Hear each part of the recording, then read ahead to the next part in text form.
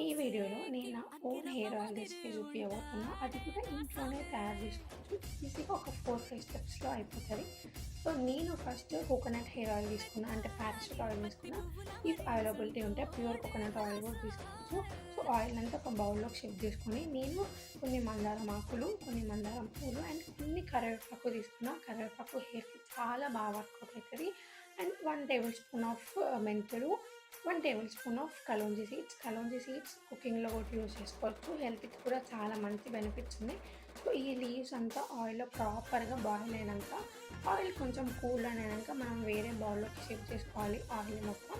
And next ఆయిల్‌లోకి నేను ఒక tablespoon of olive oil and ఇంకొక tablespoon of castor oil కూడా మిక్స్ చేస్తున్నా. హెయిర్‌కి నిజంగా మంచి రీగ్రోత్ వర్కౌట్ అయితది హెయిర్ రీగ్రోత్ కోసం. సో, ఇవి ప్రాపర్‌గా మిక్స్ చేసుకొని మనం డైలీ యూజ్‌కి యూజ్ చేసుకోవచ్చు. ఒక 3 మంత్స్ యూజ్ చేస్తే ప్రాపర్ రిజల్ట్స్ కనిపిస్తాయి మీకే.